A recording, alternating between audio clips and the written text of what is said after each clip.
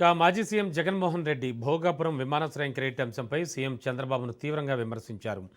X వేదికగా స్పందించిన Jaganmohan Reddy Bhogapuram airport నిర్మాణంలో కీలకమైన జీఎంఆర్ కన్సెషన్ ఒప్పందం, అలాగే భూసేకరణ, పునరావాసం, అనుమతులు, మౌలిక సదుపాయాల కల్పనతో పాటు 1,200 కోట్లకు పైగా వ్యయం వైసీపీ ప్రభుత్వ హయాంలోనే జరిగిందన్నారు. 2024 నాటికే రన్వే, టెర్మినల్ పనులను కీలక దశకు తీసుకొచ్చామని తెలిపారు. విశాఖ నుంచి భోగాపురం విమానాశ్రయానికి అనుసంధాన రహదారి ఇప్పటికీ పూర్తి కాలేదని, పని చేయకుండా ప్రచారం చేసుకోవడం, ఇతరుల కృషికి క్రెడిట్ తీసుకోవడం చంద్రబాబు మార్క్ రాజకీయమని జగన్ విమర్శించారు.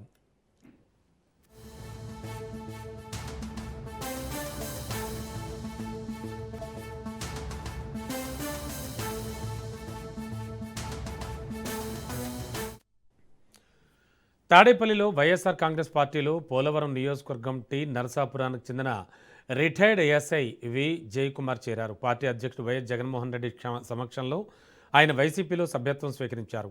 పార్టీ నాయకులు జయకుమార్కు పార్టీ కండువా కప్పి ఆహ్వానించారు. ఆయన చేరికతో పోలవరం నియోజకవర్గంలో పార్టీ మరింత బలోపేతం అవుతుందని నాయకులు ఆశాభావం వ్యక్తం చేశారు.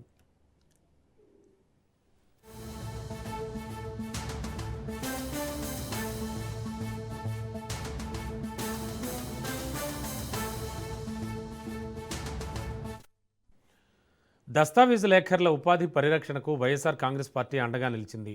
జీవో నెంబర్ 396ను వెంటనే రద్దు చేయాలని కోరుతూ దస్తావేజు లేఖర్ల ప్రతినిధులు తాడేపల్లిలో వైఎస్ఆర్సీపీ అధ్యక్షుడు వైఎస్ జగన్మోహన్ రెడ్డిని కలిసి వినతిపత్రం అందజేశారు. వారి సమస్యలను పూర్తిగా విన్న వైఎస్ జగన్మోహన్ రెడ్డి బాధితుల తరపున రాష్ట్ర ప్రభుత్వంపై ఒత్తిడి తీసుకొచ్చి సమస్య పరిష్కారానికి అవసరమైన చర్యలు తీసుకుంటామని హామీ ఇచ్చారు.